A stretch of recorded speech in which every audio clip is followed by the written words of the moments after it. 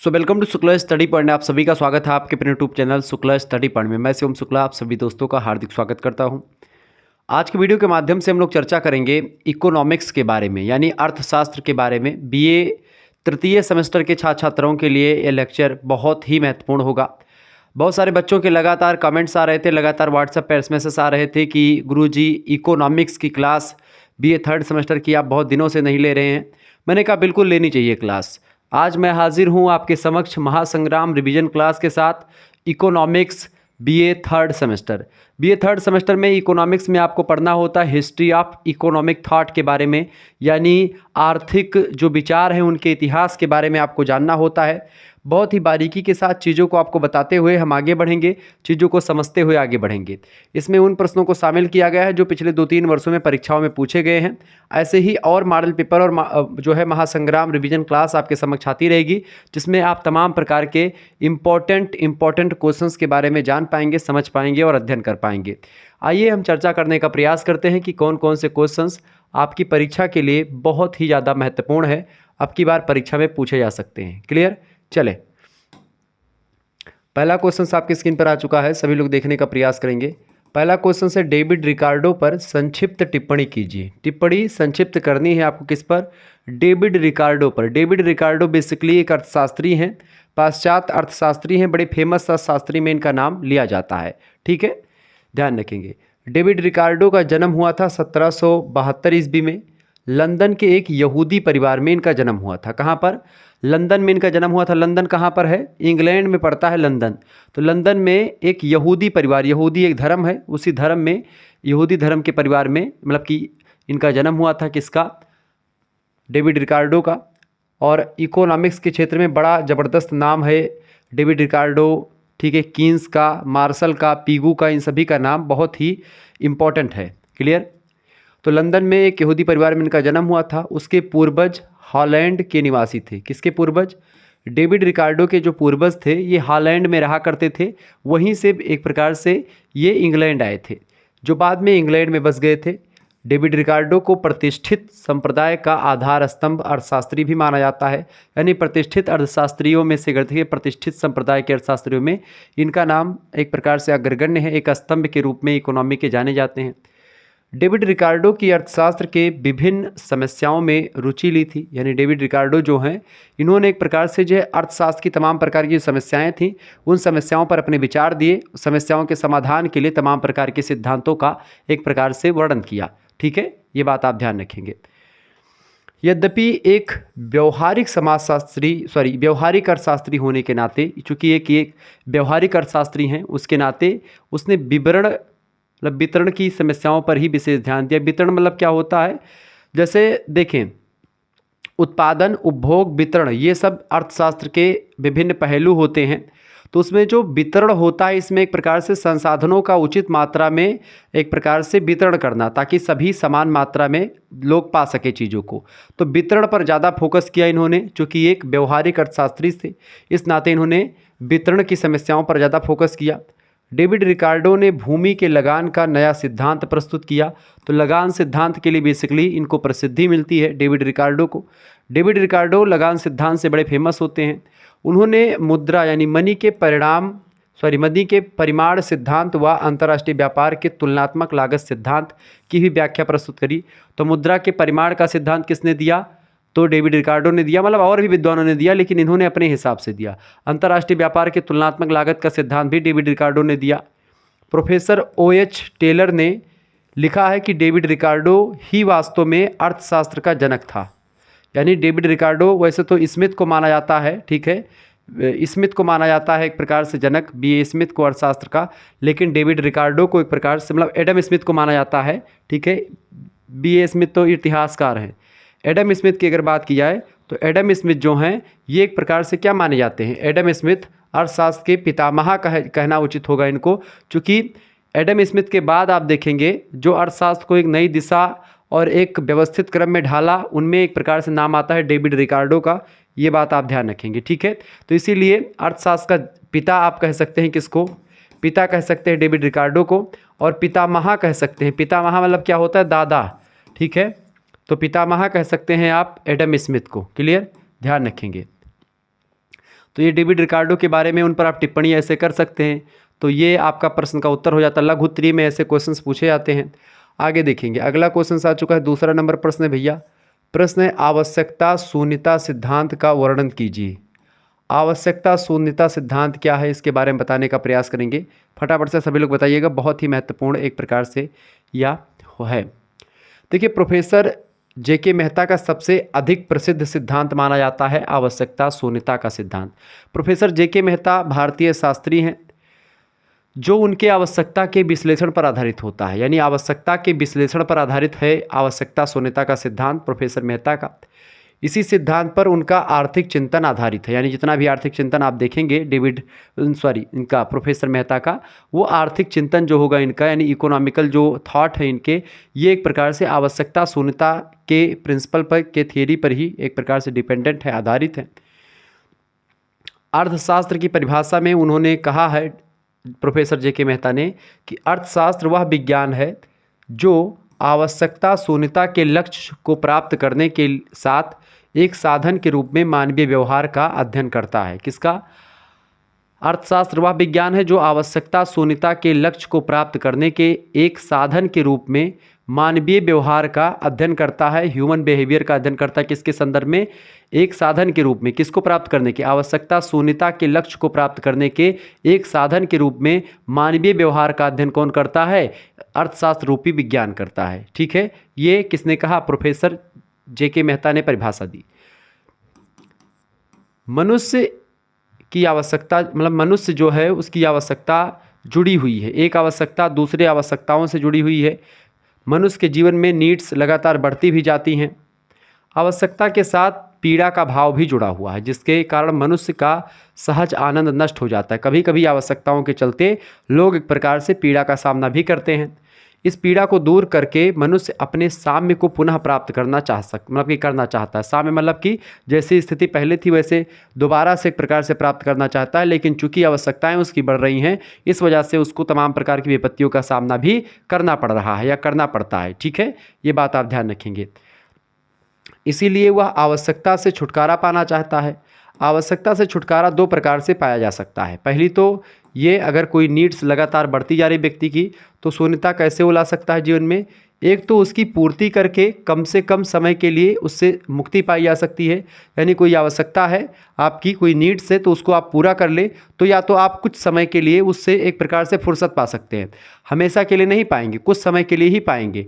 और दूसरा तरीका ये है कि आवश्यकता को उत्पन्न ही ना होने दिया जाए। कोई नीड्स जो आपके दिमाग में या आपके मन में चल रही है, वो नीड्स ही ना उत्पन्न होने दी जाए, तो आप बच सकते हैं आवश्यकता से। बाकी इसका तीसरा कोई उपाय नहीं है।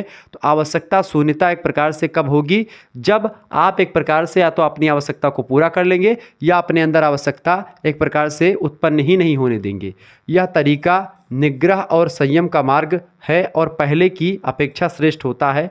यानी कि अगर आप आवश्यकता को पूरा करने में लगेंगे तो आपको बड़ी मेहनत करनी पड़ेगी और उसी स्थिति में आपको दुख का सामना भी करना पड़ेगा। लेकिन अगर आप आवश्यकता को एक प्रकार से अपने इंद्रियों को अपने बस में करेंगे, अपने एक प्रकार से मन पर काबू रखेंगे, अपने नीड्स को एक प्रकार से कंट्रोल कर सकेंगे, तो एक प्रकार से आप ज़बरदस्त तरीके से आगे बढ़ेंगे और आपको दुख का अनुभव कम होगा।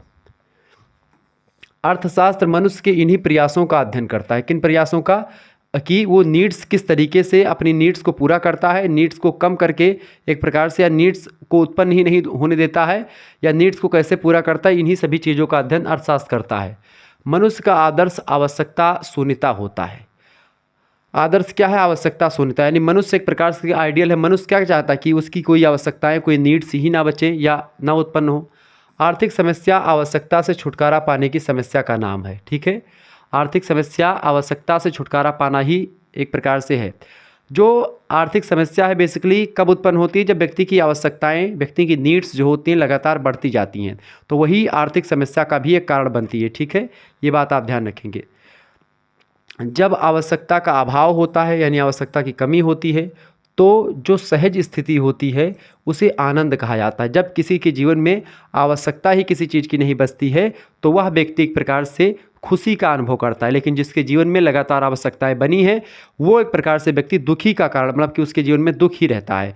अगर आपको नीड्स बहुत ज़्यादा है कि हमको ये बिल्डिंग बनवानी है, हमको एक प्रकार से इस हीरो हीरोइन से मिलना है, या हमको ये मूवी इस तारीख को देखनी नहीं देख पाए, या हमको छेना खाने का मन है और नहीं खा पाए, या ऐसे और भी चीज़ें हैं जिसकी ललक लोगों के दिमाग में बनी रहती है, लोग उसको करना चाहते हैं लेकिन कर नहीं पाते हैं।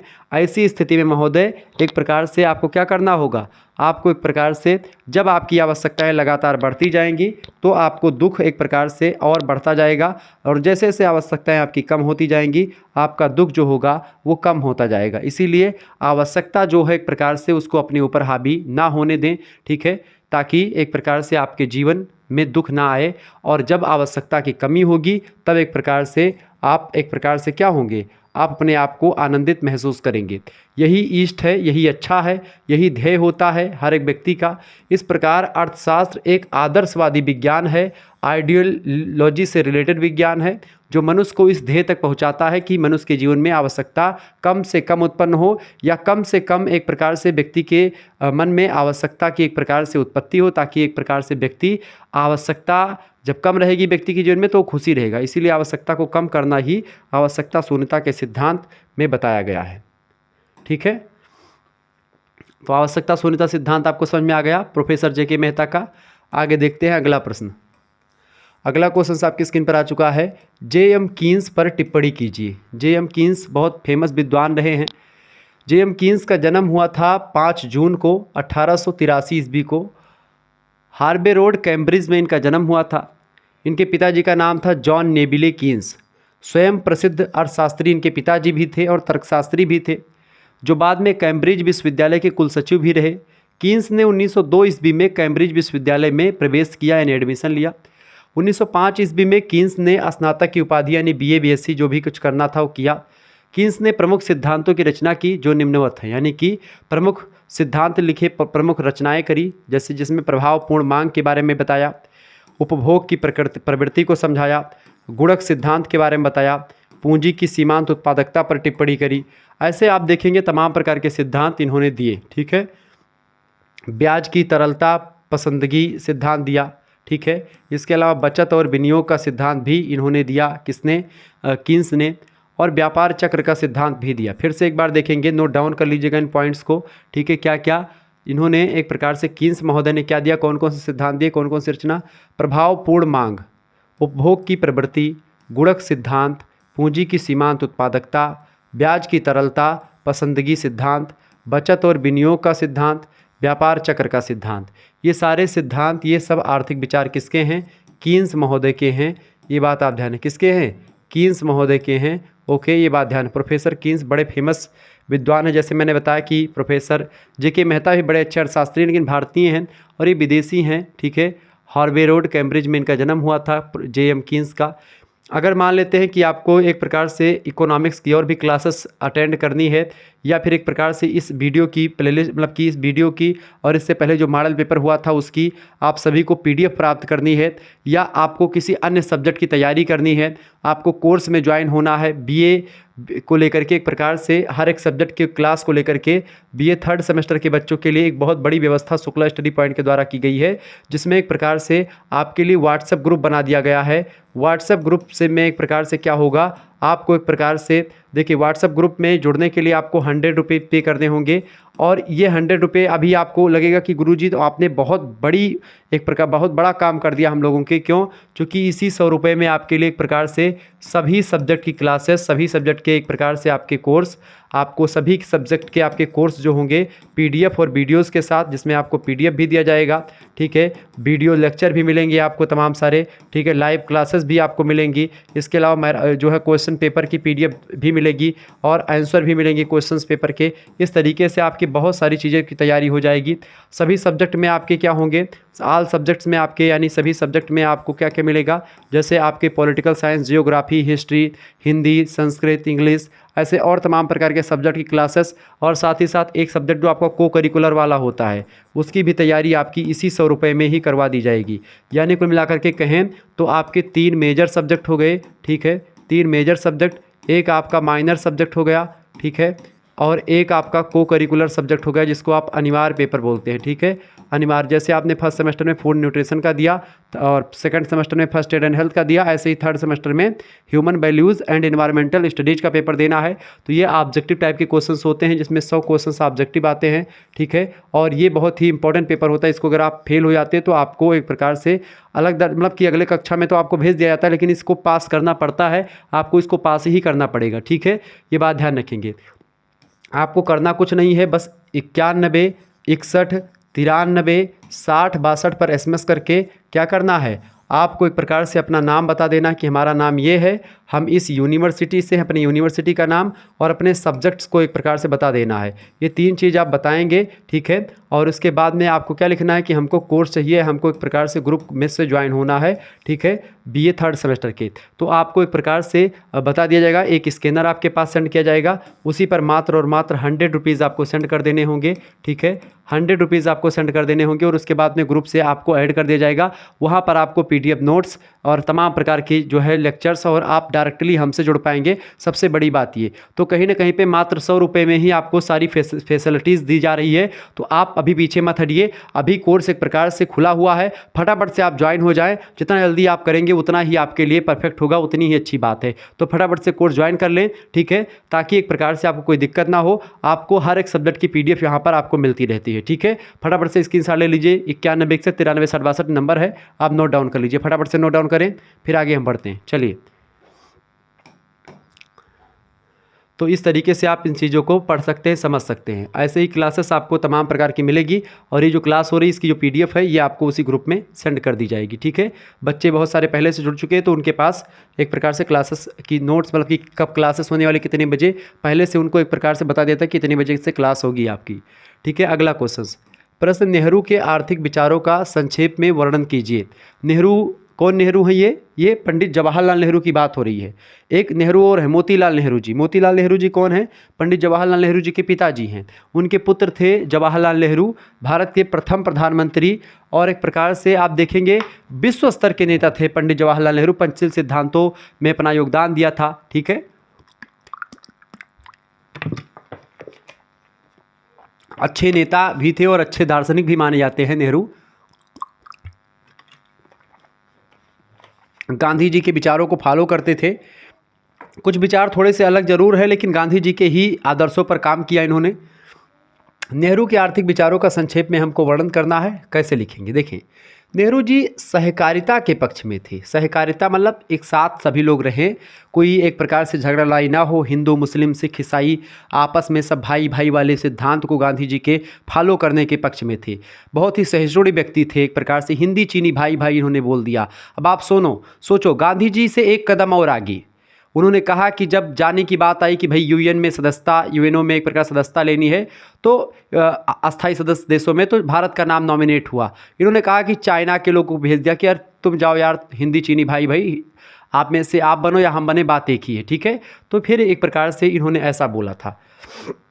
नेहरू जी सहकारिता के पक्ष में थे। उनके शब्दों में उन्होंने स्वयं कहा कि सहकारिता मुझे किसी भी दूसरे आंदोलन की अपेक्षा अधिक प्रिय है, क्योंकि यह जीवन का दर्शन है। सहकारिता के माध्यम से न केवल भारत की आर्थिक कठिनाइयाँ वरन विश्व की सभी समस्याएं सुगमता पूर्वक यानी बहुत ही सरल तरीके से हल की जा सकती हैं। वैश्विक स्तर की सारी समस्याएं अगर हम सहकारिता के साथ आगे बढ़े या सहकारिता के सिद्धांत के अकॉर्डिंग समस्याओं के समाधान को ढूंढें तो बहुत जल्दी ढूंढ पाएंगे, ठीक है। नेहरू जी ने भारतीय कृषि सहकारिता पर बल दिया। उन्होंने बताया कि अनार्थिक जोत के खेतों के स्वामी सहकारिता के आधार पर बड़े पैमाने की कृषि के लाभ प्राप्त कर सकते हैं। सहकारी कृषि से उनका तात्पर्य सामूहिक कृषि से नहीं था। उनके अनुसार कुछ किसान स्वेच्छा से आपस में मिल करके सहकारी समिति बनाएं और छोटे छोटे खेतों को मिला करके एक बड़े खेत का निर्माण करें। एक बड़ा खेत जब बन जाएगा तो वहाँ पर एक प्रकार से चाहे जुताई करनी होगी खेत की, और चाहे एक प्रकार से और भी तमाम प्रकार की चीज़ें करनी होंगी, तो बड़े ज़बरदस्त तरीके से हो पाएगा। सिंचाई करनी हुई या कुछ भी करनी हुई, तो छोटे छोटे खेत स्वामी मिल करके एक बड़े खेत का निर्माण करें और उस पर सब मिल करके खेती करें, तथा उनका भूमि पर जो है स्वतंत्र बना रहे। स्वतंत्र मतलब कि भूमि, जिसकी भूमि है वो भूमि उसी की है, लेकिन एक में ही खेती करें। इससे क्या होगा, जब अनाज खूब सारा निकलेगा फिर आपस में सब बांट लीजिएगा, ताकि सभी की रिस्पॉन्सिबिलिटी हो, सभी मिल करके काम करेंगे तो बहुत आगे तक एक प्रकार से हम जा पाएंगे। यही बात एक प्रकार से सहकारिता को एक प्रकार से डिनोट करती है। इस प्रकार खेती करने से उत्पादन भी बढ़ेगा और वे अपनी भूमि के स्वामी भी बने रहेंगे। इस प्रकार उन्होंने सहकारी खेती का सुझाव दिया, किसने, गांधी जी। इससे क्या होगा, जो भारतीय छोटे किसान हैं उनकी एक प्रकार से क्या होगी, आर्थिक वृद्धि होगी, उनमें एक प्रकार से जो है और चीज़ें डेवलप होंगी उनकी, ठीक है। उन्होंने अधिकांश ग्रामीण जनता के विकास तथा उन्नति के लिए बहुउद्देशीय सहकारी समितियां भी स्थापित करी थीं, किसने, पंडित जवाहरलाल नेहरू जी ने, ठीक है। ये बात आप ध्यान रखें, यानी कि ये एक प्रकार से आर्थिक सहकारिता की बात करते हैं, जिसमें इन्होंने कई प्रकार के जो है काम किए, जिससे भारतीय जनता को एक प्रकार से भारतीय जनता का आर्थिक विकास हो सके। आगे देखते हैं, अगला क्वेश्चन आ चुका है, आर्थिक तालिका से आप क्या समझते हैं। बढ़िया क्वेश्चन है। आर्थिक तालिका क्या है, प्रश्न एग्जाम में पूछा गया है। देखिए, फ्रांकोइस कोएने द्वारा समाज के कुल उत्पादन के विभिन्न वर्गों में वितरण के लिए प्रस्तुत की गई तालिका को आर्थिक तालिका कहा जाता है। किसने प्रस्तुत किया था आर्थिक तालिका को? फ्रांकोइस कोएने महोदय ने प्रस्तुत किया था। समाज के कुल उत्पादन के विभिन्न वर्गों में वितरण के लिए प्रस्तुत, यानी कि समाज में कुल कितना उत्पादन हुआ और उस कुल उत्पादन को अलग अलग वर्गों में, यानी जितने समाज के वर्ग हैं सबको बांट करके एक तालिका बनाई गई। उस तालिका ने कितना उत्पादन किसको मिलेगा, कितना किसको मिलेगा, कितना उत्पादन किसने किया, इस तरीके का वितरण जो था वही आर्थिक तालिका के रूप में जाना जाता है, जिसको फ्रांकोइस कोएने महोदय के द्वारा प्रस्तुत किया गया। कोएने महोदय ने बताया कि उत्पादित धन जो होता है समाज के विभिन्न वर्गों में उसी प्रकार परिभ्रमण करता है जिस प्रकार के मानव शरीर में रक्त का परिभ्रमण होता है। इस बारे में प्रोफेसर हेक्टर डेनिस कहते हैं कि आर्थिक समाजों में धन के परिभ्रमण की खोज का विचार अर्थशास्त्र विज्ञान के इतिहास में वही स्थान रखता है जो कि जीव विज्ञान में रक्त संचरण का स्थान रखता है। कुल मिलाकर के जैसे एक शरीर में खून बराबर तरीके से पूरे के पूरे शरीर में बहता है, उसी तरीके से समाज में एक प्रकार से आर्थिक तालिका जो होती है उसी तरीके से जैसे रक्त परिसंचरण होता है शरीर में बराबर बराबर अलग अलग अंगों में जितना जिसको रिक्वायरमेंट होती है, वैसे ही एक प्रकार से ये भी है। कोएने महोदय ने धन के परिभ्रमण का सिद्धांत दिया, ठीक है। धन के परिभ्रमण का सिद्धांत किसने दिया? फ्रांकोइस कोएने महोदय ने। उसकी व्याख्या करते हुए समाज को 3 वर्गों में बांटा। समाज में कौन से 3 वर्ग हैं? देखें, पहला वर्ग समाज में कौन सा है भाई? पहला वर्ग है उत्पादक वर्ग, यानी जिसमें कृषक शामिल हैं, मछुआरे शामिल हैं और जो खनन के श्रमिक हैं, यानी खान में काम करने वाले, जो एक प्रकार से खुदाई करने वाले, जो तमाम प्रकार की चीज़ों को वो एक प्रकार से खास करके जो खनन में हैं काम करने वाले मजदूर वो। दूसरे हैं भूस्वामी, यानी कि भूस्वामी मतलब कि जो खेतों के मालिक हैं, वो जिनका खेत है लेकिन वो खेती करते नहीं हैं, वो खेती करवाते हैं कृषकों से, ठीक है, या अन्य लोगों से। तीसरे हैं अनुत्पादक वर्ग, ऐसे वर्ग जो एक प्रकार से खेती नहीं करते हैं, जो उत्पादन ही नहीं करते हैं, जैसे उद्योगपति हो गए, वकील हैं, डॉक्टर हैं, शिक्षक हैं, ये सब उत्पादन नहीं करते हैं। अब हमारे जैसे शिक्षक की बात मत करिए, हमारे खेती होती है, धान वन बैठाया गया, लगभग 10-15 बीघे धान इस समय लगा हुआ है, ठीक है। दूसरे का खेत लेकर के भी एक प्रकार से बैठा दिए हमारे भैया जी, ठीक है। अपना खेत है तो जंगल किनारे, तो वहाँ पर बहुत ज़्यादा गाय वाय आ जाती हैं तो सब ख़त्म कर देती हैं पूरी फसल, लेकिन बगल में ही खेत था तो एक लोग का, उनको कुछ रिक्वायरमेंट थी तो उनको दे करके फिर सारी चीज़ें ले ली गई। तो ऐसे में क्या होता है कि भाई जो खेती वगैरह है वो ऐसा नहीं कि शिक्षक लोग नहीं करते हैं, हम भी करते हैं, लेकिन जो बड़े स्तर के शिक्षक हैं, हाई लेवल के, दिल्ली वगैरह में पढ़ाते हैं, वो शिक्षक जो हैं वो खेती थोड़ी करते हैं। डॉक्टर जो बड़े लेवल के एम्स वगैरह में हैं वो थोड़ी, वकील जो सुप्रीम कोर्ट हाई कोर्ट में है वो खेती करेंगे, उद्योगपति से मुकेश अंबानी और ये रतन टाटा ये खेती करेंगे? नहीं करेंगे ना। तो ये सब अनुत्पादक वर्ग हैं। तो समाज में कितने वर्ग हैं? 3 वर्ग। एक उत्पादन वर्ग है जो खेती करता है, मछली उछली पकड़ता है, ठीक है, किसानी करता है। अब खेती कृषि में आपका पशुपालन भी शामिल होता है, बात ध्यान रखेंगे। खनन श्रमिक, यानी कि जो खुदाई करने वाले या जो खान में काम करने वाले, बेसिकली खान में आप माइंस नहीं देखे होंगे, कोयला की खान होती है, हीरा चांदी सोना, इन सभी जो तत्व होते निकलते हैं, ये सब धातुओं की खानें होती हैं। मध्य प्रदेश, आप जो है छत्तीसगढ़, ठीक है, इन सभी जगहों पर जाएंगे, पश्चिम बंगाल, तो यहाँ पर खानें आपको मिलेंगी, ठीक है। मैदान है जो कि यूपी में, इसलिए आपको नहीं दिखती खानें। कोएने का कथन था कि कृषक द्वारा उत्पादित बेसी उपज, बेसी माने बेसी उपज का मतलब होता है जो ज़्यादा होता है, अपने खाने से ज़्यादा। जैसे कि अब 15 बीघे धान हम बोए हैं, क्या 15 बीघे धान हम एक साल में खा लेंगे? नहीं खा पाएंगे। तो जो धान फदिलाएगा उसी को बेसी कहेंगे, ठीक है, कि बेसी होएगा, हमसे ज़्यादा होएगा खाने से, ठीक है। तो किसान की रिक्वायरमेंट से जो अनाज ज़्यादा हो जाते हैं वही अनाज एक प्रकार से भूस्वामियों को तथा अन्न उत्पादक वर्ग से होती हुई अंततः कृषकों के पास ही आ जाती है। यानी एक प्रकार से जो ज़्यादा अनाज होता है वह अनाज भूस्वामियों को बेचा जाता है, भूस्वामी उसको लेते हैं, फिर उसके बाद में वो अनाज भी अनुत्पादक वर्ग के पास जाता है। जैसे कि आपने गेहूँ बनाया या आलू बोया, आलू जो आपकी ज़्यादा हुई खाने से उसको आपने बेचा, अब उस आलू की क्या बनी? चिप्स बनी, और चिप्स कौन बनाएगा? अनुत्पादक वर्ग बनाएगा, उद्योगपति बनाएगा। उद्योगपति ने चिप्स बनाई, बढ़िया लीच की चिप्स बनी, लाइस की, क्या होता है LYC कुछ लिखा रहता है उस पर, पीला पीला होता है पन्नी या लाल पन्नी, सब में तमाम तरीके के बना दिए हैं चिप्स का पैकेट। तो वो चिप्स बनाए उद्योगपति ने। अब वो एक प्रकार से बेसिकली फिर से कहाँ पर आएगा? वही किसान का बच्चा, वही मछुआरा का बच्चा, वही खरन में काम करने वाले का बच्चा, कौन? वही चिप्स खाएगा, ठीक है। वही एक प्रकार से नमकीन बनेगा, आपके गेहूं का ही, आपके भुट्टे का, आपके मक्के का, क्या बनेगा? नमकीन बनेगा। वही नमकीन हम और आप खाएंगे। ये सब क्या होता है? यानी जो चीज़ें हमने उत्पादित करी, हमारा उत्पादन चूँकि कच्चा माल है, रॉ मटेरियल है, वो जाएगा, उसको और अच्छे तरीके से बना करके ब्रेड वगैरह बना करके बेच देंगे हम ही को, ठीक है। चाय के साथ सुबह सुबह खाते हैं लोग। तो यही सब चीज़ें होती हैं। यही होता है एक प्रकार से क्या? यही होता है धन का परिभ्रमण सिद्धांत। कोयने महोदय ने बताया कि धन जो होता है इस तरीके से प्रभ्रमण करता है, उत्पादक वर्ग से चल करके अनुत्पादक वर्ग तक जाता है, फिर अनुत्पादक वर्ग से भूस्वामी और भूस्वामी से उत्पादक वर्ग में आता है। इस तरीके से रक्त का परिसंचरण जिस तरीके से होता रहता है, शरीर से धमनियों की ओर, धमनियों से फिर शरीर की ओर, या हृदय से शरीर में, शरीर से हृदय में, इस तरीके से आने जाने की प्रक्रिया लगातार चलती रहती है, ठीक है। यही होता है धन निष्कासन का सिद्धांत। आगे देखते हैं, अगला क्वेश्चन आपकी स्क्रीन पर आ चुका है, फटाफट से आप देखने का प्रयास करेंगे। वीडियो को लाइक कर दीजिएगा, सभी दोस्तों के साथ वीडियो को शेयर भी कर दीजिएगा। चले, प्रश्न अगला आपकी स्क्रीन पर आ चुका है, राजा राम मोहन राय के आर्थिक सुधार कार्यक्रम को समझाइए। देखिए, राजा राम मोहन राय ने भारत की परिस्थितियों को ध्यान में रखते हुए जो आर्थिक और राजनीतिक विचार व्यक्त किए हैं, उन विचारों का तत्कालीन परिस्थितियों में महत्वपूर्ण स्थान रहा है। यानी जब वो थे तब जो उन्होंने विचार दिए हैं वो आर्थिक मामलों में बड़े उपयोगी साबित हुए हैं। राजा राम मोहन राय भारतीय पुनर्जागरण के अग्रदूत या जनक माने जाते हैं। राजा राम मोहन राय एक प्रकार से बेसिकली भारत में बहुत सुधार करने के लिए जाने जाते हैं। राजा राम मोहन राय के ने मिलकर के 1829 में एक प्रकार से सती प्रथा का अंत भी करवाया। तो राजा राम मोहन राय बड़े उच्च क्वालिटी के व्यक्ति हैं, ठीक है। उस समय की सरकार ने नमक जैसी चीज़ पर भी कर लगा दिया रखा था। यही नहीं, नमक के उत्पादन पर एकाधिकार भी था, जिसके कारण से नमक जैसी आवश्यक चीज़ बेहद महंगी होती जा रही थी और वह आवश्यक मात्रा में उपलब्ध भी रही थी। ऐसे में एक प्रकार से राजा राम मोहन राय और तमाम प्रकार के जो क्रांतिकारी या गांधी जी वगैरह थे, इन सभी लोगों ने मिल करके नमक के कानून को तोड़ा, डंडी मार्च निकाल करके, ठीक है। तो ये चीज़ें आपको ध्यान रखनी चाहिए। आगे बढ़ते हैं, अगला क्वेश्चन आ चुका है। प्रश्न है, वालरस महोदय के मुद्रा सिद्धांत को समझाइए।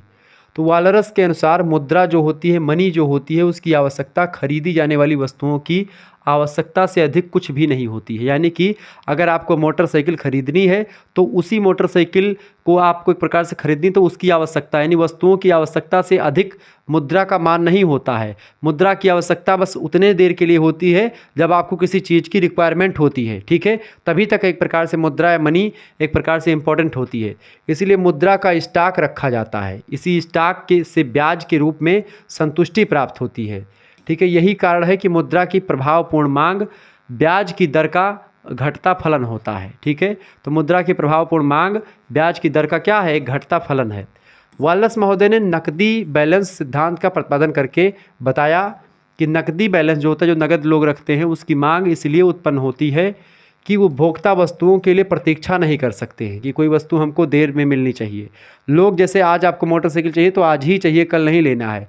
जैसे एक प्रकार से आप लोग कहते गुरुजी आज ही वीडियो हमको बना के दीजिए, कल नहीं चाहिए, ठीक है। ऐसे ही कुछ लोग लगातार कमेंट करते हैं कि हमको आज ही वीडियो चाहिए गुरुजी, आज ही बनानी चाहिए वीडियो, ठीक है।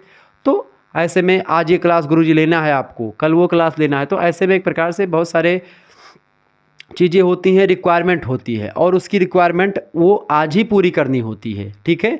तो ऐसे में एक प्रकार से आप देखेंगे कि जो नकदी बैलेंस होता है अगर आपके पास है तो तुरंत आप एक प्रकार से अपनी चाहने वाली वस्तु को आप ले सकते हैं, ठीक है। जैसे आपको पता आपको ख़रीदना है क्या, जैसे मान लें आपको रिमोट ख़रीदना है, अब आपके पास जब पैसा होगा नगद पैसा आप तुरंत जा करके ख़रीद लेंगे। लेकिन आजकल क्या है, गूगल पे फ़ोन पे चल गया है, ऑनलाइन का ज़माना आ गया है, तुरंत आपने स्कैन किया और मामला सेट और तुरंत आपने रिमोट लेकर के चले आए, ठीक है। तो लोग नकदी को अपने पास रखना चाहते हैं क्योंकि उन्हें मालूम है कि वस्तुएं तत्काल उपलब्ध हैं। नकदी बैलेंस रखे जाने की यह व्याख्या अपर्याप्त थी क्योंकि मुद्रा का संग्रहण सीमांत उपयोगिता से जुड़ा हुआ है तथा चक्रवार प्रवाह का एक आवश्यक अंग भी है। चूँकि मुद्रा वस्तुओं की मात्राओं तथा अन्य सभी समीकरणों को प्रभावित करती है, इसलिए आर्थिक लेन देन में मुद्रा सक्रिय तत्व के रूप में काम करती है।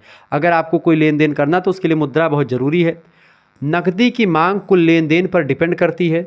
वाल्रस महोदय का मुद्रा सिद्धांत उसके सामान्य साम्य की एकीकृत व्याख्या करता है। विनिमय के समीकरण में वाल्रस विशिष्ट योगदान है। विनिमय मतलब होता है एक्सचेंज, आदान प्रदान करना वस्तुओं का। अब विनिमय करना है, कोई वस्तु आपको लेनी है तो आपको कुछ ना कुछ देना पड़ेगा।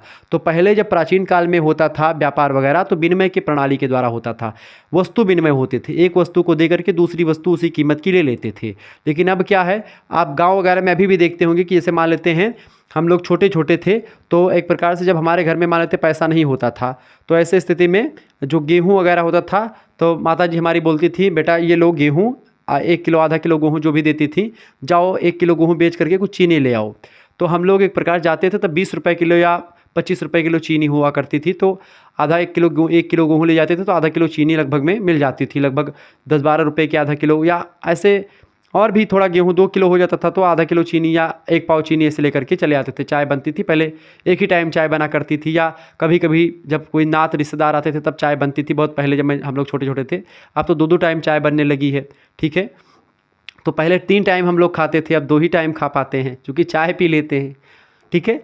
तो ये चीज़ें हैं। तो विनिमय जो होता है वो एक प्रकार से कहीं ना कहीं पे पहले हम लोग जो है गेहूं दे करके चीनी ले आते थे, ठीक है, गेहूं दे करके आम, या कबाड़ी वाला आता है गांव वगैरह में आप देखते हैं तो बोलता है कि लोहा टीना प्लास्टिक दे करके आम ले लो, या एक प्रकार से लोहा टीना प्लास्टिक से बदल करके जो है रामदाना किराई लैया लाता है, या मूँगफली रखे रहता है, पपड़ी चिप्स रखे रहता है, वो सब दे देता है, ठीक है। तो ऐसे होता है। तो उस विनिमय के समीकरण में वाल्रस का विशिष्ट योगदान रहा है। और जब से मुद्रा चल गई तो मुद्रा एक प्रकार से क्या करती है, वो तुरंत दे करके तुरंत आप ले सकते हैं। आजकल क्या है, बस यही है, देख लेते हैं कि भाई हमारे पास पैसा आ गया, संतुष्ट हो गया व्यक्ति। पेटीएम करा आपने, अब 1 लाख 2 लाख पेटीएम आपने तुरंत मार दिया, ठीक है, या कुछ भी पेटीएम या गूगल पे आपने किया। अब इससे क्या होता है, इससे तुरंत आपने किया, तुरंत एक प्रकार से आप उसने देखा कि हमारे खाते में इतना बैलेंस आ गया, संतुष्ट हो गया व्यक्ति वो, ठीक है। आगे देखते हैं अगला क्वेश्चन से, वेबलेन के व्यापार चक्र के सिद्धांत से क्या आशय है। वेबलेन, मार्क्स वेबलेन बड़ा फेमस एक प्रकार से शास्त्री रहे हैं। व्यापार चक्र का सिद्धांत इनका क्या है, देखिए वेबलेन के अनुसार व्यापार चक्र व्यावसायिक उद्यम के परिणाम स्वरूप ही उत्पन्न होता है। व्यावसायिक उद्यम जो होते हैं उसके परिणाम स्वरूप ही व्यापार चक्र की उत्पत्ति होती है। ऐसा इसलिए होता है कि व्यवसायों का प्रबंध लाभ और अधिक से अधिक कीमत के आधार पर किया जाता है। वेबलेन के अनुसार यह अवस्थाएं व्यापार की नियमित अवधि में आती हैं और किसी आकस्मिक घटना जैसे कि किसी फसल का नष्ट हो जाना, ठीक है, उसका परिणाम नहीं होती हैं। मंदी और तेजी की स्थिति वास्तव में एक दूसरे से जुड़ी हुई है। वेबलेन ने इस विचार को स्वीकार किया कि कम उपभोग के कारण मंदी काल की स्थिति उत्पन्न हो जाती है। अगर एक प्रकार से कोई व्यक्ति या कोई एक प्रकार से किसी वस्तु का उपभोग कम हो जाएगा एक प्रकार से, तो ऐसी स्थिति में मंदी उत्पन्न हो सकती है। ये एक प्रकार से वेबलेन महोदय ने व्यापार चक्र में बताया कि व्यापार चक्र तभी चलेगा जब एक प्रकार से जितना उत्पादन होगा उतना ही उपभोग होगा, ठीक है, उतना ही डिमांड होगी। यानी डिमांड जितनी है सप्लाई उतनी हो रही है, यानी सप्लाई अधिक हो गई, डिमांड ही नहीं उस चीज़ की, तो मंदी काल हो सकता है आ जाए, ऐसा वेबलेन का मानना रहा। आगे देखते हैं, अगला क्वेश्चन आपकी स्क्रीन पर आ चुका है, फटाफट से आप देखिएगा, प्रश्न इंपॉर्टेंट है, वीडियो को लाइक कर दीजिएगा। चलें, प्रश्न है आलसी वर्ग का सिद्धांत क्या है। देखिए वेबलेन महोदय ने आलसी वर्ग के सिद्धांत के बारे में बताया। वेबलेन आलसी वर्ग का पक्षपाती नहीं था, वो एक प्रकार से चाहता था जो व्यक्ति एक प्रकार से आलसी है उसके लिए समाज में कोई जगह नहीं है। उसके अनुसार यह वर्ग अपने आप को औद्योगिक श्रम युक्त रखता हुआ ही भी अपने सब कार्यों को परंपरागत तरीके से प्राप्त जो साधन होते हैं उनके द्वारा पूरा कर लेता है, आलसी वर्ग, ठीक है। यह वर्ग कुछ कार्यों को हीन कोटि का समझता है और उन्हें करने से कतराता है। ऐसा वर्ग स्वामित्व की इच्छा रखता है। यानी जो बड़े लोग हैं पूंजीपतियों पर टिप्पणी करी है, चूँकि मार्क्स मतलब वेबलिन जो था और कार्ल मार्क्स ये दोनों बहुत ज़बरदस्त मित्र थे। ठीक है, कार्ल मार्क्स आपको पता होगा पूंजीवाद का घोर विरोधी रहा, ऐसे ही वेबलिन भी थे। वेबलिन और मार्क्स दोनों एक दूसरे के बड़े हितैषी रहे हैं। एक दूसरे के साथ कई एक प्रकार से कम्युनिस्ट मैनिफेस्टो नाम की एक प्रकार से उसका मतलब लेख भी लिखा इन दोनों ने मिलकर के। तो बड़े फेमस अर्थशास्त्री और समाजशास्त्री में से इनका नाम आता है। तो ये वर्ग एक प्रकार से जो स्वामित्व की इच्छा करता है इसके घोर विरोधी रहे हैं और प्रतियोगिता की भावना से निर्देशित होकर के अधिक मुद्रा अर्जन करने का प्रयास करता है। पैसा कमाने का ज़्यादा प्रयास करता है और अपना खुद काम नहीं करना चाहता। अपना सोफे पर बैठ करके स्पंज वाले गद्दे पर बैठ करके एंजॉय करता है और खेत में किसान एक प्रकार से मरते हैं। क्लियर।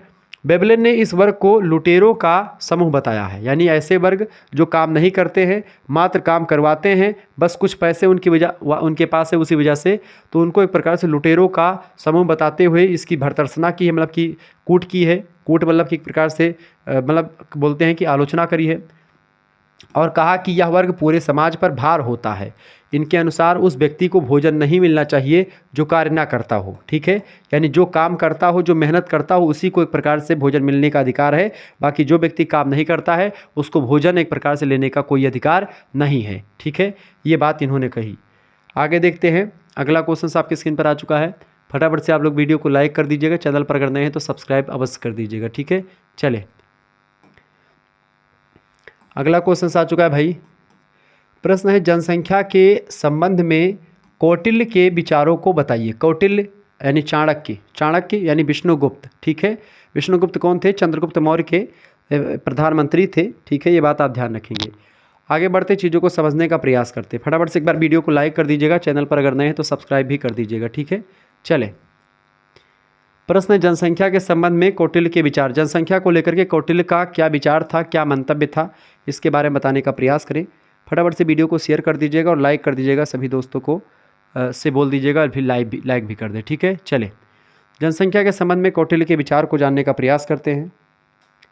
देखिए, प्राचीन विचारकों ने जनसंख्या यानी पॉपुलरिटी की वृद्धि को अवांछनीय नहीं माना है, इसे शक्ति का साधन मानते हैं। क्योंकि पहले जनसंख्या कम थी तो लोग एक प्रकार से मानते हैं कि जनसंख्या अगर रहेगी तभी एक प्रकार से देश समृद्ध माना जाएगा, यानी बिना जनसंख्या के देश एक प्रकार से समृद्ध नहीं माना जाएगा। क्लियर। वेदों के अनुसार नव दंपति के द्वारा 10 संतान उत्पन्न करना उचित माना गया है। यानी कि नव दंपति मतलब एक प्रकार जिसकी नई नई, दंपति माने पति पत्नी, नव माने नए, यानी जिनकी शादी हो अभी।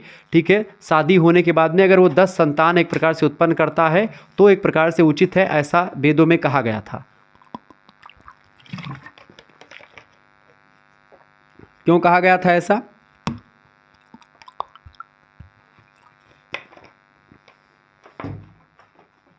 बोलें, ऐसा क्यों कहा गया था भाई? देखें, ऐसा इसलिए कहा गया था कि एक प्रकार से उस समय मृत्यु दर थोड़ी ज़्यादा थी, जन्म दर कम थी। लोग एक प्रकार से जो है जनसंख्या भी उस समय कम थी, बाद में आकर के जनसंख्या इस समय तो बढ़ रही है, नहीं पहले जनसंख्या कम थी। ऐसा माना जाता था कि मृत्यु दर अधिक होने से जनाधिक्य की समस्या नहीं आ सकती, क्योंकि मृत्यु दर उस समय ज़्यादा थी और जन्म दर कम थी। आज जन्म दर एक प्रकार से बहुत हाई है, मृत्यु दर कम है। ठीक है, जनपदों की स्थापना पर बल देते हुए कौटिल्य का मत था कि राजा को चाहिए कि दूसरे देश के मनुष्यों को बुला करके अथवा अपने देश की आबादी को बढ़ा करके वह पुराने मानव जनपद को बसाए, और इस तरीके से एक प्रकार से जनसंख्या का होना बहुत जरूरी बताया कौटिल्य ने। ठीक है, किसी भी देश में, किसी भी राज्य में। आगे देखेंगे, अगला क्वेश्चन आपकी स्क्रीन पर आ चुका है। कौटिल्य के पशुपालन के संबंध में क्या विचार थे? कौटिल्य के पशुपालन से रिलेटेड, यानी पशुओं को पालने को लेकर के कौटिल्य ने क्या बताया? देखिए, पशुपालन के संबंध में कौटिल्य ने विभिन्न प्रकार के पशुओं, उनकी नस्ल तथा व्यवस्था का भी उल्लेख किया है कि कौन सी जो है पशुओं को एक प्रकार से पालना जरूरी है, उनकी कौन सी नस्ल पालनी चाहिए। उल्लेख किया है कि जिसका उत्तरदायित्व पशु विभाग के अध्यक्ष पर होता था। सरकारी पशुओं को चराने वाले ग्वालों की मजदूरी का निर्धारण तथा पशुओं के खाने पीने के प्रबंध में क्षति पहुंचाने वालों के विरुद्ध कार्रवाई हेतु कठोर कानूनों की व्यवस्था पर भी विचार रखे हैं। मतलब उन्होंने एक प्रकार से किया है। कुल मिलाकर के कहने का मतलब ये है कि कौटिल्य ने पशुपालन को लेकर के कहा कि पशुओं को पालना चाहिए और उचित पशुओं को पालना चाहिए, बिना मतलब के पशुओं को नहीं पालना चाहिए। ठीक है, यानी ऐसे पशुओं को पालें जो कि प्रकार से आपके लिए ज़रूरी हो। ठीक है, ध्यान रखेंगे। और पशु विभाग की स्थापना भी करी थी। जो पशुओं को एक प्रकार से अगर कोई हानि पहुंचाए तो उसको दंड देने की व्यवस्था भी करी गई थी।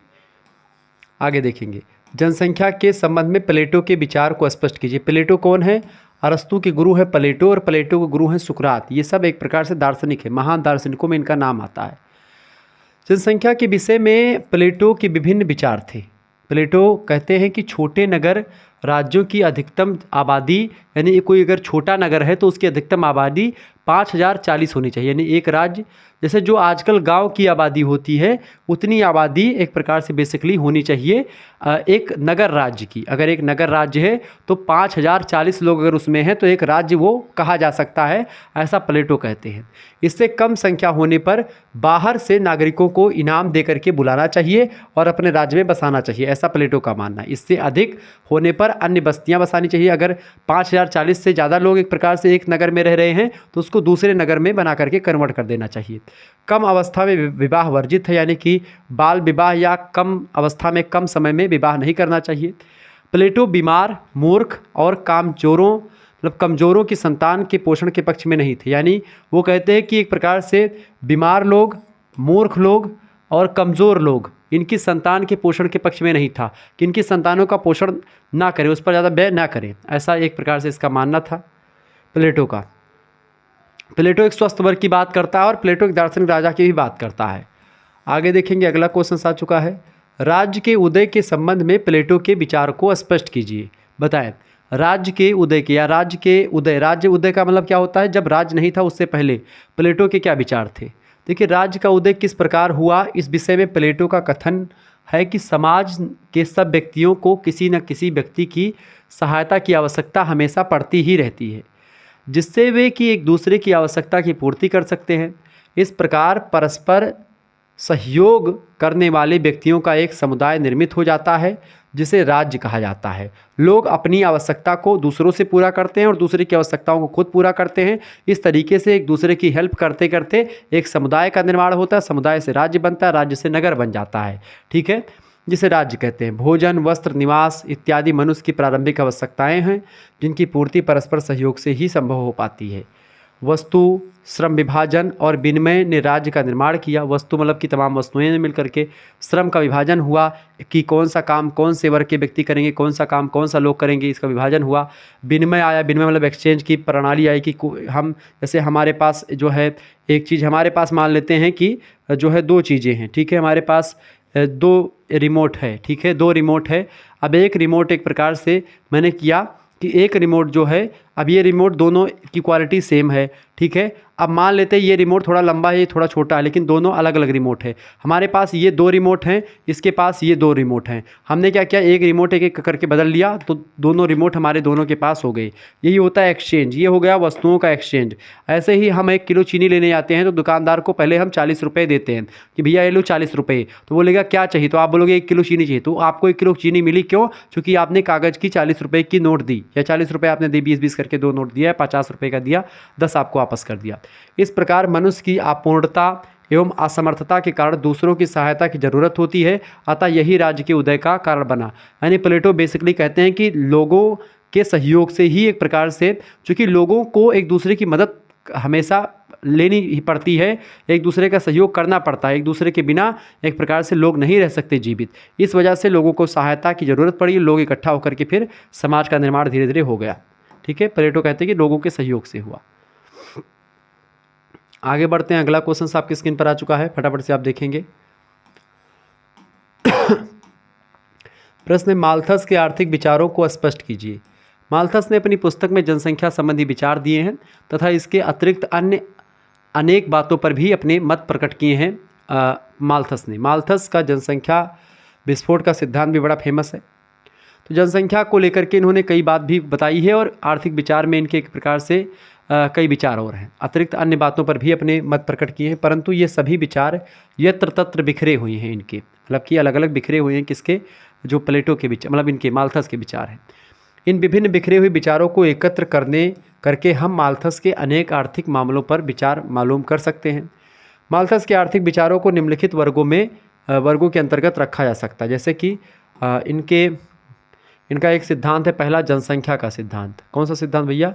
जनसंख्या का सिद्धांत। माल्थस का जो जनसंख्या का सिद्धांत है, जनसंख्या विस्फोट का सिद्धांत, वो ये कहता है कि मान लेते जनसंख्या जो बढ़ रही है वो ऐसे बढ़ रही है। जनसंख्या कैसे बढ़ रही है? देखिए उत्पादन के साधन जो है, उत्पादन के साधन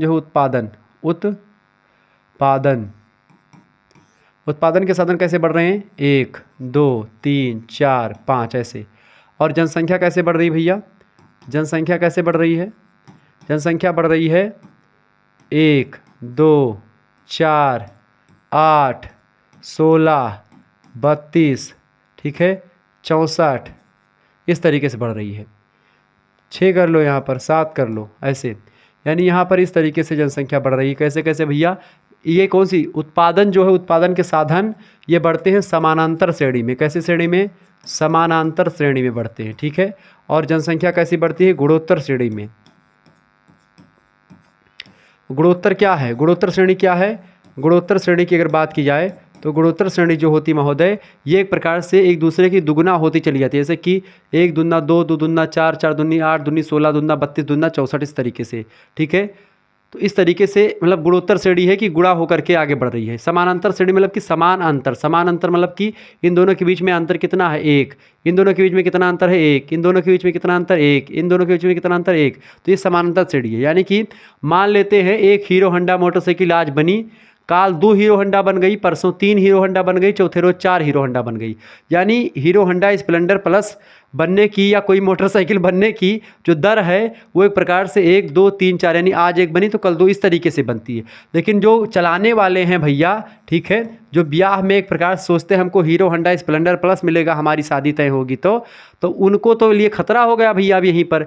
चूँकि एक दिन में एक बना तो एक व्यक्ति तो पाएगा, दूसरे दिन 2 बना, ये नहीं संतुष्ट होइगे, तीसरे दिन 4 व्यक्ति होइगे चलावे वाले, 4 लोगन के शादी ठनी और 3 ही मोटरसाइकिल है। अब 4 लोग मार कर कि भैया हमें हीरो होंडा मोटरसाइकिल चाहिए।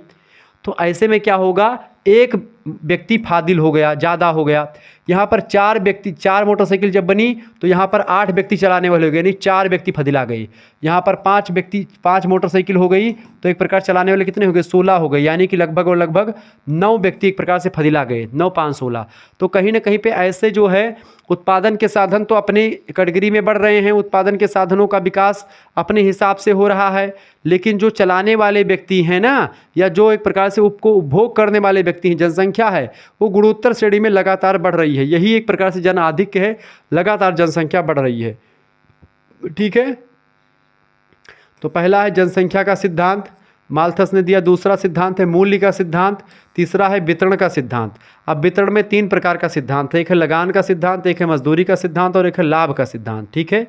और चौथा सिद्धांत है अति उत्पादन का सिद्धांत, ठीक है, ये ध्यान रखेंगे। तो इस तरीके से जनसंख्या का सिद्धांत, मूल्य का सिद्धांत, वितरण का सिद्धांत और अति उत्पादन का सिद्धांत, ये 4 सिद्धांत जो हैं एक प्रकार से माल्थस के जो हैं, जो इधर उधर बिखरे हुए हैं, उन्हीं को अगर आप कैटेगरी में या उनको एक प्रकार से व्यवस्थित तरीके से कैटेगराइज करेंगे तो आपको ये 4 तरीके से मिलेंगे, जिनमें वितरण का सिद्धांत जो है वो 3 प्रकार में आता है, लगान का सिद्धांत, मजदूरी का सिद्धांत और एक प्रकार से लाभ का सिद्धांत, ठीक है। ये बात आप ध्यान रखेंगे।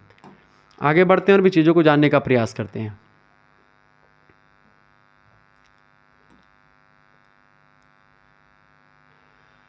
अगला क्वेश्चन आपकी स्क्रीन पर आ चुका, फटाफट से आप देखने का प्रयास करेंगे। प्रश्न है माल्थस का मूल्य सिद्धांत बताइए। फटाफट से आप बताएंगे माल्थस का मूल्य सिद्धांत क्या है। देखिए माल्थस का मूल्य सिद्धांत का कहना, मतलब माल्थस का कहना था कि किसी वस्तु का मूल्य उसकी मांग और पूर्ति के द्वारा निर्धारित होता है। डिमांड एंड सप्लाई पर डिपेंड होता है कि किसी वस्तु का मूल्य घटेगा कि बढ़ेगा। पूर्ति के पक्ष में उत्पादन लागत वस्तु के मूल्य को प्रभावित करता है।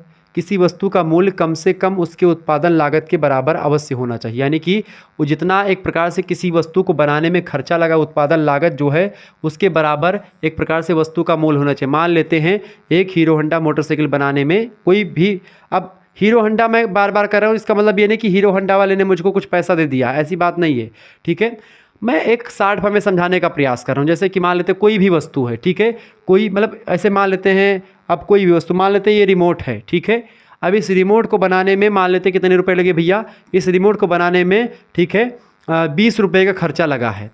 कितने रुपए का? 20 रुपये खर्चा लगा है जी, मजदूरी उधरी सब जोड़ करके। तो कम से कम जो उत्पादन लागत है वो 20 रुपये है, ठीक है। उत्पादन लागत कितनी? 20 रुपये। तो वस्तु का मूल्य कितना होना चाहिए? कम से कम 20 रुपये होना चाहिए और अधिक से अधिक 30 रुपये होना चाहिए।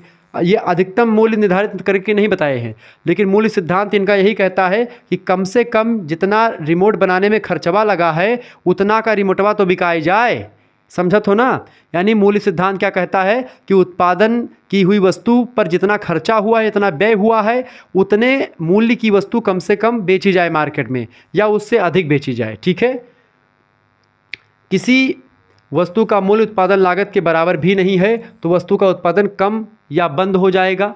अगर एक प्रकार से मान लेते 20 रुपये का रिमोट था और अगर उसका मूल्य एक प्रकार से 19 रुपये भी हो जाएगा तो एक प्रकार से वो कंपनी या तो बंद हो जाएगी या कुछ दिन घाटे में चलेगी। लेकिन अगर वही मूल्य आकर के 18 और 15 पे टिक जाएगा तो कंपनी बंद हो जाएगी। कंपनी काहे के लिए बनाएगी? जब उसको 20 रुपये खर्चा लग रहा है और 19 से 15 रुपये 18 रुपये मिल रहे हैं उसको, तो काहे के लिए बेचेगी? कोई भी कंपनी प्रॉफिट के लिए पूंजी लगाएगी ना, ठीक है। तो वो मिलेगा नहीं तो बंद हो जाएगी। यही ये कहते हैं माल्थस कि अगर वस्तु का मूल्य कम से कम उसके उत्पादन लागत के बराबर अवश्य होना चाहिए। किसी वस्तु का मूल्य उत्पादन लागत के बराबर भी नहीं है तो वस्तु का उत्पादन कम हो जाएगा या फिर वस्तु बंद ही कर दी जाएगी, फैक्ट्री ही बंद हो जाएगी। परिणामतः वस्तु की पूर्ति घटेगी और वस्तु के मूल्य में वृद्धि हो जाएगी। किसी वस्तु के उत्पादन लागत में 3 तत्व शामिल रहते हैं। कौन कौन से?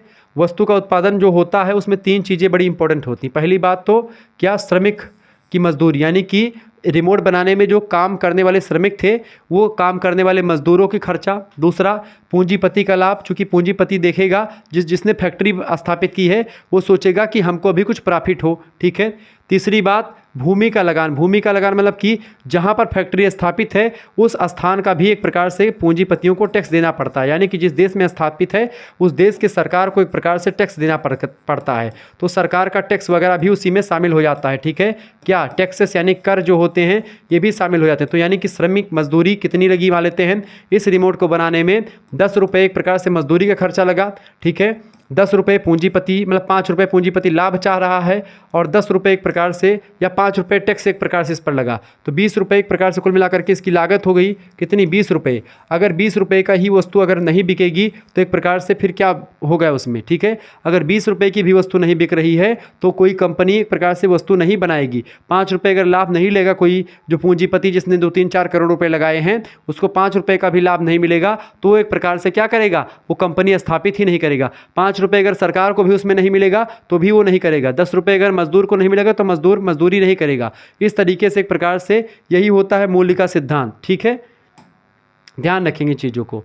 माल्थस के विचार में मजदूरी, लाभ और लगान का निर्धारण भी वस्तु की कीमत की भांति होता है। इस प्रकार निर्धारित होने वाले मूल्य को उन्होंने आवश्यक मूल्य कहा है। आवश्यक मूल्य का सिद्धांत वही है एक प्रकार से क्या कि कम से कम उत्पादन में जितना लागत लगा है उतने बराबर तो मूल्य एक प्रकार से मार्केट में वस्तु उतने मूल्य की होनी चाहिए।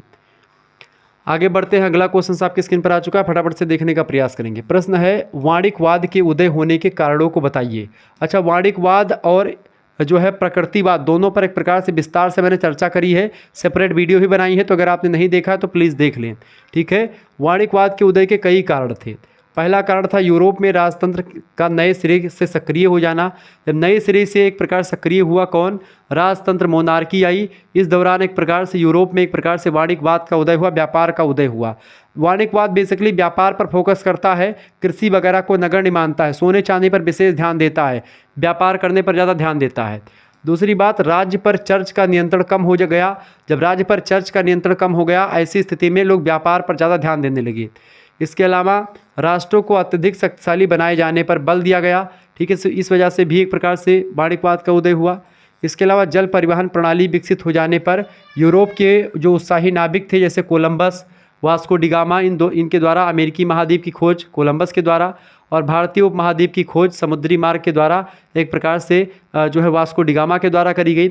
इस तरीके से अलग अलग जो नाविक थे वो एक प्रकार से अपने अपने जहाजी बेड़े लेकर के अलग अलग देशों की खोज करना प्रारंभ कर देते हैं समुद्री मार्गों के माध्यम से, और व्यापार एक प्रकार से जलीय मार्ग से जब होने लगा तो सस्ता होने लगा। जलीय मार्ग का एक प्रकार से जो व्यापार है बड़ा सस्ता होता है, वहाँ पर पैसा कम खर्चा होता है, ठीक है।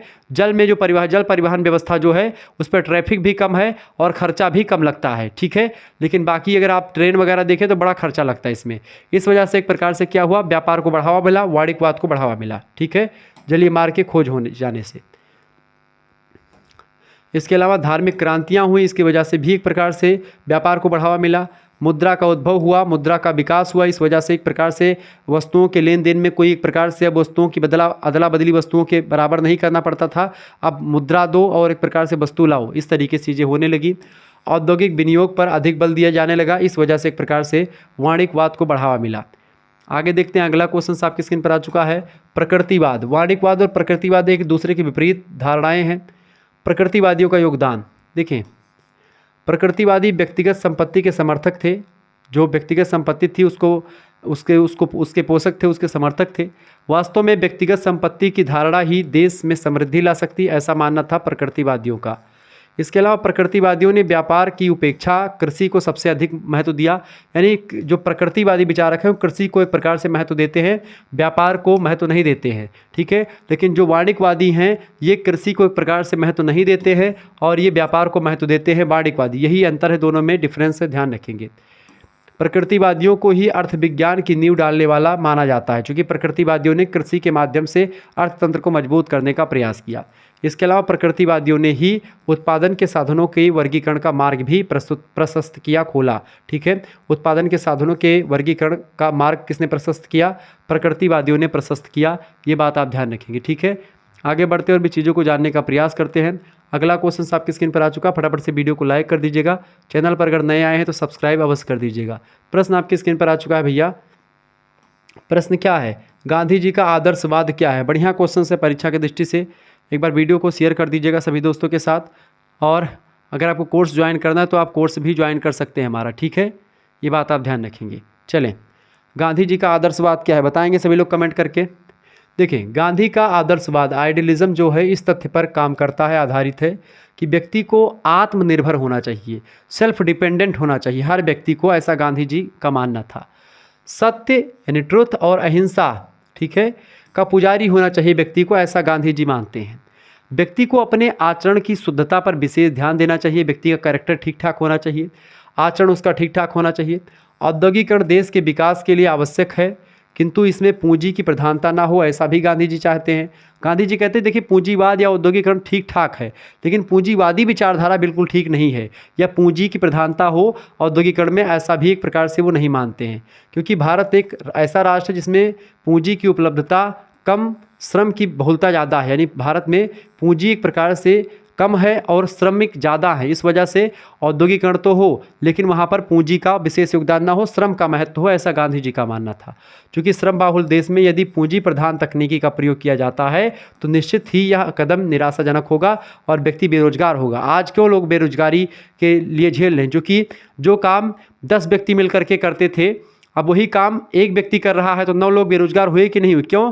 क्योंकि इंग्लैंड जैसे देशों में औद्योगिक क्रांति कहाँ शुरू हुई? वहीं से शुरू हुई औद्योगिक क्रांति, इंग्लैंड के देश, मतलब इंग्लैंड से। क्यों? क्योंकि वहाँ पर श्रमिक नहीं थे, वहाँ पर काम करने वाले लोगों की कमी थी, वहाँ पर आदमी नहीं थी, इस वजह से औद्योगिकरण शुरू हुआ। अब भारत में वही चीज़ प्रक्रिया लागू हो गई, भारत में मशीनें आ गई। पहले भारत के लोग खुद ही चीज़ें बनाते थे, आजकल मशीनें सब बना रही हैं। तो जब जो काम 100 लोग मिलकर करते थे वही काम अब 10 लोग कर रहे हैं, जो काम 10 लोग करते थे वही 1 लोग कर रहे हैं, तो बाकी 90 और 9 लोग तो एक प्रकार से क्या हो गए? बेरोजगार हो ही जाएंगे। क्योंकि जो काम हाथों का हाथ करते थे वही काम मनुष्य करने लगे, वही काम कंप्यूटर करने लगा, वही काम मशीनें करने लगी। तो गांधी जी इसके बिल्कुल पक्ष में नहीं थे, वो चरखा चलाते थे ताकि सभी बेरोजगार हो, सभी की रोजी रोटी चलती रहे। समझ रहे ना चीज़ों को? अब ऐसे में क्या, कुछ लोग बेरोजगार है, कुछ लोग बहुत अमीर होते चले जा रहे हैं। तो गांधी जी एक प्रकार से इनका आदर्शवाद यही है कि एक प्रकार से पूंजीवादी देश नहीं है, इस वजह से यहाँ पर पूंजी की एक प्रकार से पूंजी को महत्व कम और श्रम को महत्व ज़्यादा देना चाहिए। अगला क्वेश्चन से, गांधी जी का सर्वोदय सिद्धांत क्या है?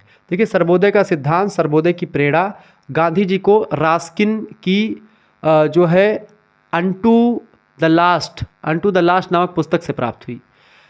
ठीक है, रास्किन की पुस्तक है टू द लास्ट, तो इससे प्राप्त हुई इनको प्रेरणा सर्वोदय की। सर्वोदय का अर्थ होता है सबका उदय हो, सबका उत्कर्ष हो, सबका विकास हो। ठीक है, जैसे मोदी जी कहते सबका साथ सबका विकास, ऐसे ही गांधी जी भी कहा करते थे। अन्य शब्दों में सर्वोदय का अर्थ प्रत्येक प्राणी मात्र की उन्नति करना होता है। तो सर्वोदय का मतलब होता है सभी का उदय हो, सभी का विकास हो। ऐसा नहीं कि हमारा विकास हो जाए, फलाने का विकास ना हो, सभी का विकास हो। गांधी जी ने 3 सिद्धांतों को सर्वोदय का आधार बनाया। पहला सिद्धांत था गांधी का सर्वोदय का, व्यक्ति का श्रेष्ठ समष्टि के श्रेष्ठ में ही निहित है। यानी कि समष्टि मतलब होता है जब सबका विकास होगा तभी आपका विकास होगा। जब सबका एक प्रकार से अच्छा होगा तब आपका भी अच्छा होगा। इसीलिए सबके अच्छे पर ध्यान दें। प्रत्येक को अपनी जीविका चलाने का समान अधिकार है, यानी सभी व्यक्ति अपनी जीविका चला सकते हैं, इसमें किसी प्रकार का कोई भेदभाव नहीं है। तीसरी बात, किसान, कारीगर तथा मजदूर का जीवन सच्चा और सर्वोत्कृष्ट है, ऐसा भी गांधी जी का मानना था। यानी गांधी जी इन 3 सिद्धांतों को लेकर के सर्वोदय की बात करते हैं। ठीक है, सर्वोदय केवल भौतिक उन्नति से ही संतुष्ट नहीं होता है, वरन भौतिक उन्नति मतलब कि जैसे आपके पास कूलर, फ्रिज, टीवी हो गई, पंखा हो गया, तो इसका मतलब आप भौतिक उन्नति है तो आपका सर्वोदय नहीं हुआ है।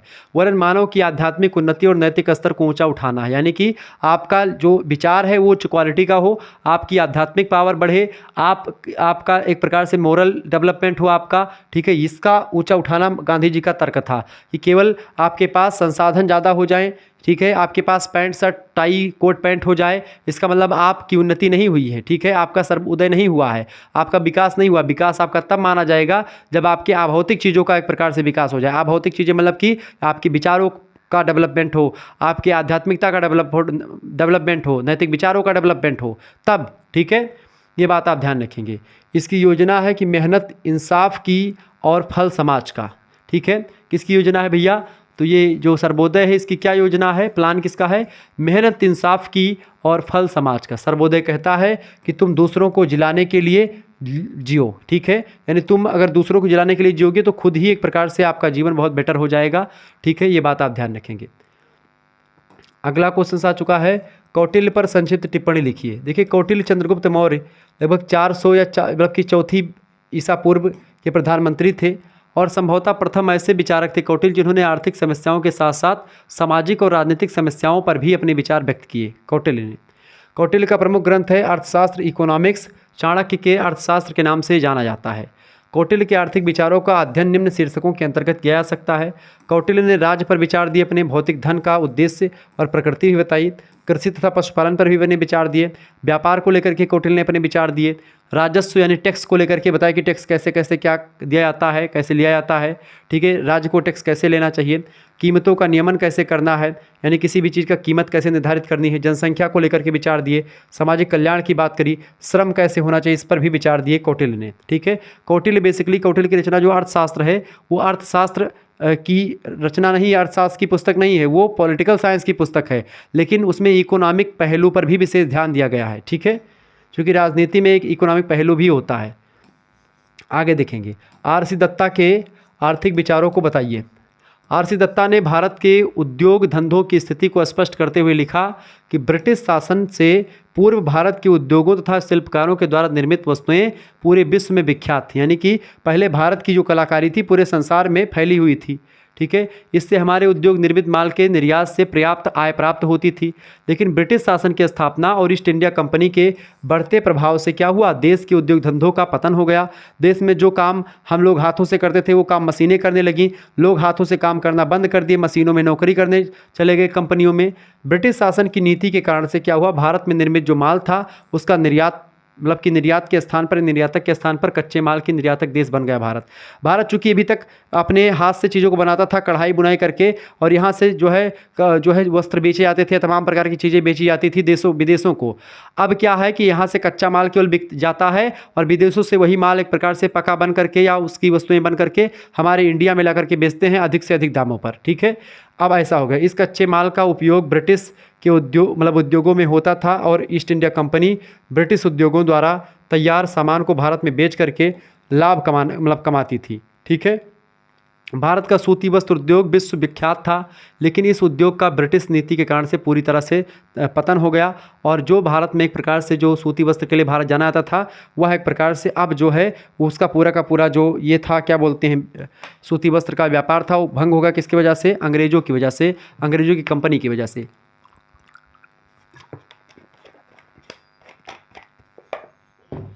आगे देखेंगे।